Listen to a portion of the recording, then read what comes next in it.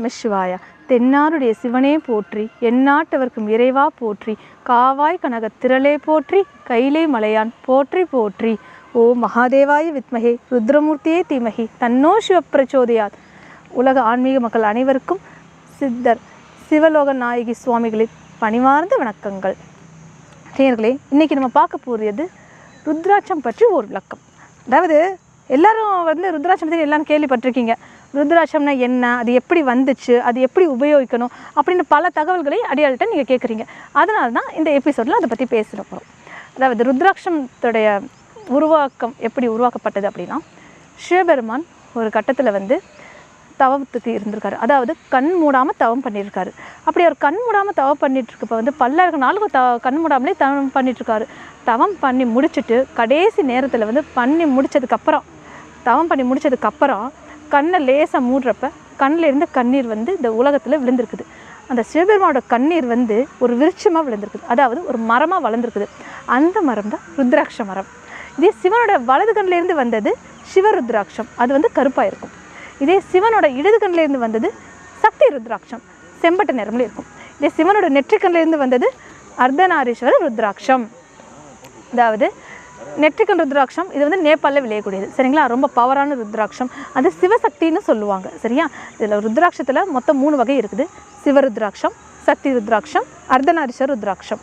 So இப்படி 3 வகையில் உள்ளது இந்த ருத்ராட்சம். இது ருத்ராட்சம் உருவாக்கப்பட்டது வரலாறு இது. அதுபோக பொது ஆன்மீக மக்கள் பொதுவாக தன்னோட ராசிப்படி போடணும், நட்சத்திரப்படி போடணும், இப்படியெல்லாம் சொல்லிக்கிட்டு இருக்கீங்க. அது 35%, 40% தாங்க எடுத்துக்கலாம். ஆனால் இதுபடி எப்படி போடணும் அப்படின்னா, தசாபுத்தி என்ன நடக்குதோ அந்த திசைக்குரிய ருத்ராட்சம் தான் போடணும். அது மட்டும் இல்லாமல் சில பேர் ஆன்மீகத்தை நோக்கி போவாங்க. அதாவது சிவபெருமான் நோக்கி போவாங்க. சிவனோட அம்சம் வேணும், சிவனை பற்றின விவரம் வேணும், சிவன் பற்றி அவ்வளோ ஒரு பாசம், சிவன் மேலே பக்தியாக இருப்பாங்க, சிவனடியாராவோ சிவபக்தராகவோ இருப்பாங்க.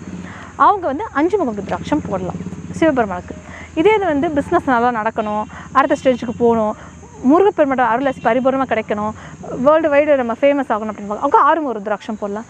இதே இது சன்னியாசியை போகணும், நம்ம மறுஜென்மை இருக்கக்கூடாது, முக்தி கிடைக்கணும் அப்படின்னு சொல்லுவாங்க, அவங்க 7 முகம் ருத்ராட்சம் போடலாம். இதே எதிரிகள் தொல்லை இருக்கக்கூடாது, நிம்மதி கேட்கணும், தாவோட வேலை ஒன்றுன்னு இருக்கணும் அப்படின்னா 8 முகம் ருத்ராட்சம் போடலாம். ஸோ இந்த மாதிரி ஒவ்வொரு ருத்ராட்சத்துக்கும் ஒவ்வொரு ஸ்பெஷாலிட்டி இருக்குங்க. அந்த மாதிரி பார்த்து தான் போடணும். சரிங்களா? அதாவது பொதுவாக ராசிப்படி போடுறது, நட்சத்திரப்படி போடுறது அவ்வளோ சூட்டபிள் ஆகாது. ஏன்னா திசைன்றது மாறிக்கிட்டே இருக்கக்கூடியது. அதே சில பேருக்கு 7 சனி, கண்டச்சனி இந்த மாதிரிலாம் நடந்துகிட்டே இருக்கும். ஸோ அதனால் அதுக்கு தகுந்த மாதிரி போட்டுக்கிறது தான் இந்த ருத்ராட்சம். இந்த ருத்ராட்சம் போடுறதுனால அங்கம்ன்றது சுத்தமாகும். அங்கத்தில் இருக்கக்கூடிய பிணிகள் நீங்கி அதில் கர்மாவெல்லாம் கழிஞ்சு முக்தி கிடைக்கக்கூடியது தான் இந்த ருத்ராட்சத்துடைய வழிமுறை. இது சிவனோட கண்ணில் இருக்கலாம், ஆனால் ஒவ்வொரு ருத்ராட்சம் ஒவ்வொரு மாதிரி இருக்கும். சிவன், சக்தி, அர்த்தநாரீஸ்வரர் சொன்ன மாதிரி கரெக்டாகவும் இருக்கும். இதே இது அது ஒரிஜினல் ருத்ராட்சமானு பார்த்து நீங்கள் போடணும். அந்த ஒரிஜினல் ருத்ராட்சத்தை பார்க்குறப்ப பார்த்து அது போடுறப்ப அது 7 ஜென்மம் புண்ணியம் பண்ணால் தான் அது போட முடியும். எல்லாராலையும் போட முடியாது.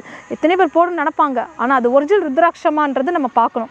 அப்படி அந்த ஒரிஜினல் ருத்ராட்சமானு பார்த்து அதை கரெக்டாக போடுறப்ப கிடைக்க வேண்டிய அனைத்து நற்பலன்களும் எளிமையாக கிடைக்குன்றதை தெரிஞ்சுக்கலாம். இதை பற்றி இதே இது அடியாள் குருநாதர் இதை திருவண்ணாமலை, கொல்லிமலை, காசி, ராமேஸ்வரம், பக்ரிநாத், முக்திநாத் இப்படி பல்வகையான ஆன்மீக ஸ்தலங்களுக்கு யாத்திரை செஞ்சு வருஷத்தில் 6 மாதம் இந்த யாத்திரையிலேயே இருந்து அந்த ருத்ராட்சத்தை அங்கே இருந்து மடத்தில் இருந்து எங்களுடைய ஆன்மீகத்தை மடத்திலேருந்து அந்த ருத்ராட்சத்தை எடுத்துகிட்டு அதை முறைப்படி பூஜை செய்து, அதுவும் 48 நாட்கள் முறைப்படி பூஜை செய்து மக்களுக்கு பயனடைய வேண்டும் என்ற ஒரே நோக்கத்தோடு கொடுக்கப்படுறது தான் இந்த ஒரிஜினல் ருத்ராட்சம்.